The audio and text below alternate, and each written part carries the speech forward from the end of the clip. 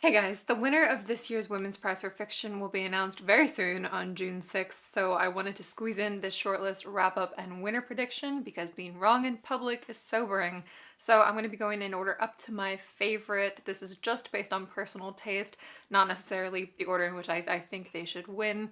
All of my individual reviews on these will be linked below, and if you'd rather read a quick overview of the shortlist, I wrote a piece for The Millions, and that will also be linked, and I'm really excited about it because I love The Millions. In the sixth spot is the only book I didn't like, Sight by Jessie Greengrass. It's told from the first-person perspective of a young woman reflecting back on different stages of her life, including losing her mother and deciding to become a mother herself, and entwined with her thoughts are historical narratives about people who searched for insight into the human mind and body. So it's framing parenthood within this broader story about creators and their creations. This checks so many boxes for me in theory, but despite some wonderful passages, I thought that the majority of the writing was abstruse, and not because it's intellectual, but because it's a convoluted expression of intellectuality. But oddly, my biggest issue with this novel was expressed beautifully in two related discussions of an entirely different new release, Motherhood by Sheila Heti. So on the New York Times book podcast, Parul Sehgal had this comment to make about a trend in motherhood books in general. The idea of motherhood being this very specific identity and not being in conversation continuous with the rest of life feels very weird to me.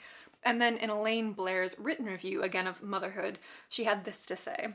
It sometimes seems that our narrator is having a conversation with herself, so private and hermetic, that the world around her, with its varied examples of womanhood and motherhood, and its many arguments on these subjects, has fallen away. Fifth is Sing Unburied Sing by Jesmyn Ward. I'm neutral about this one. It follows a fractured family in a claustrophobic situation. So we have the mother, son, and daughter driving through rural Mississippi to go pick up the father from prison, and it's about how several generations of this family have been haunted, literally in a lot of cases, by racist violence, and how they've disappointed one another in ways large and small. I wasn't drawn to the narrative voices, although I was intrigued at different points by Leonie, who's the mother and who's a drug addict. So I think that Ward's work has some noteworthy and lovely details to it, but overall the book felt strangely perfunctory. Number 4 is The Mermaid and Mrs. Hancock by Imogen Hermes Gower. This was a fun read, especially the first two-thirds. It's set in 1780s London and follows a merchant who accidentally finds himself in possession of a mummified mermaid, and this leads him to unexpected wealth and an unexpected meeting with a high-class courtesan. So this novel spreads itself thin across multiple plots, and it somewhat loses its way near the end.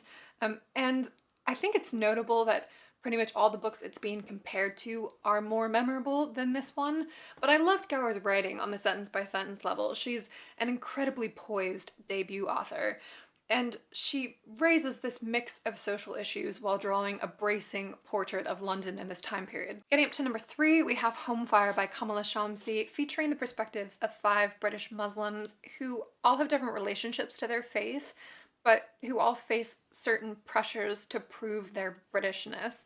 And when one of these characters is recruited by ISIS, we see how his 2 sisters react in the face of their brother's story becoming international news. Now, I wasn't crazy about Shamsi's sentence construction.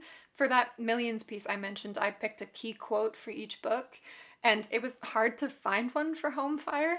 But I think that also indicates that the book doesn't pre-package its messages. They're integrated into the story, and everything builds and builds up to this fantastic final section. And as I've been pushing for almost a year now, I suggest reading this alongside its source material, the Greek tragedy Antigone. In the number 2 spot is The Idiot by Elif Batuman. Controversial to have this one toward the top. It's what the Brits call a Marmite book, but hit the spot for me. It's a fairly meandering chronicle of a young woman's first year in college and then her experience teaching English abroad over the summer. And Batuman's capturing what it's like to live adjacent to the work of the great thinkers of the past, while in comparison, your own life can feel fairly boring and meaningless, especially at such a young age. The first-person narrator has observations that are so funny, and she's quite an awkward and naive individual.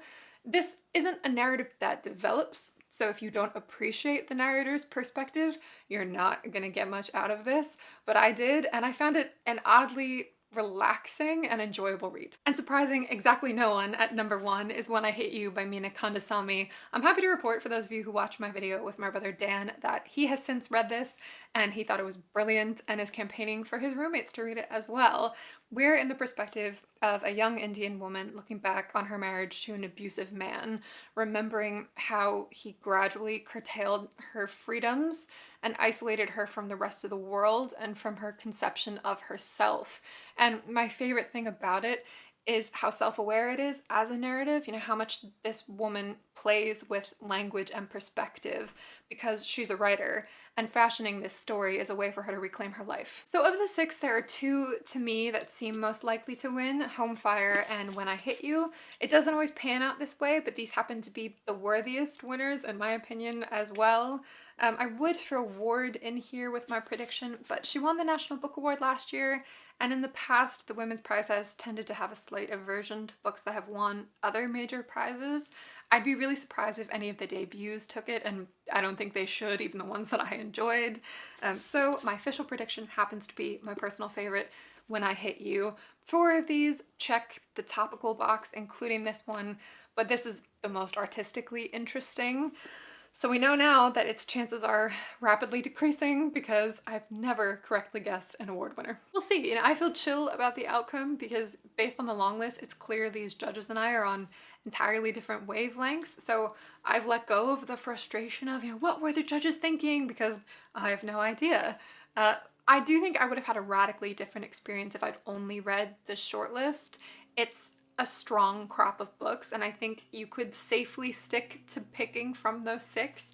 On my theoretical personal shortlist, I would swap out The Ward, Greengrass, and Gower for Elmet by Fiona Mosley, The Trick to Time by Kit DeWall, and The Ministry of Utmost Happiness by Arundhati Roy. But I also think Ward and Gower's novels appeal to broader audiences than Mosley or Roy's, and I'm guessing that was part of the judges' rationale. Below, I've linked some awesome people who have also been covering this prize, some of them extensively. If you've made videos about this prize and I haven't linked you, feel free to leave me a note below. Now, I know that this is a common complaint on BookTube that, everyone's reading the same titles, but I love this about book prizes, that within a short period of time you can so easily find wildly different reactions to the same books, and everybody is so articulate in their individual stances. So if you haven't been satisfied with some of my conclusions, I can guarantee that you'll find somebody below who's closer to your thoughts. Tell me about your take on the shortlist, and I'll see you soon. Bye guys, thanks for watching.